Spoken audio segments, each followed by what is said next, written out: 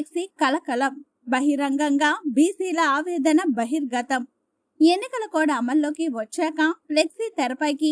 గిరిలో వేడి పుట్టిస్తున్న రాజకీయ చర్చనీయాంశం.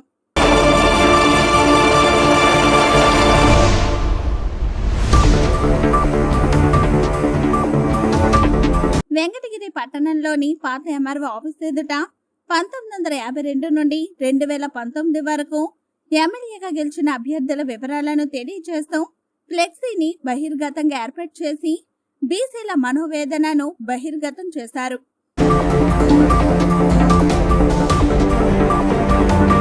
వివరాల్లోకి వెళ్తే, వైసీపీ పార్టీ తరపున వెంకటగిరి నియోజకవర్గంలో వైసీపీ తరపున నెదురుమల్లి రామ్కుమార్ రెడ్డి పేరును ఖరారు చేస్తే, అదే క్రమంలో తెలుగుదేశం పార్టీ తరపున మాజీ ఎమ్మెల్యే కురుగొండ్ల రామకృష్ణ తనయురాలు కురుగొండ్ల లక్ష్మి సాయిప్రియ పేరు ఖరారైన విషయం అందరికీ తెలిసిన విదితమే.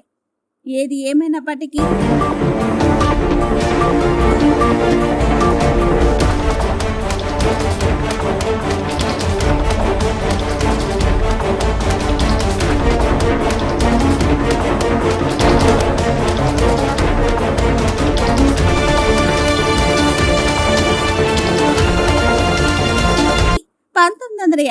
నుంచి 2019 వరకు 17 మంది ఎమ్మెల్యేలను గెలిపించి అసెంబ్లీకి పంపించిన ఘనత వెంకటగిరి నియోజకవర్గానికి ఉందని, వీరిలో ఎస్సీలు, వెలమ, రెడ్డి సామాజిక వర్గానికే ఎమ్మెల్యే సీటును కేటాయించి బీసీలకు మొండి చేయి చూపించారని ఫ్లెక్సీ రూపంలో బహిర్గతం చేసేందుకు ఫ్లెక్సీని ఏర్పాటు చేయడం జరిగింది.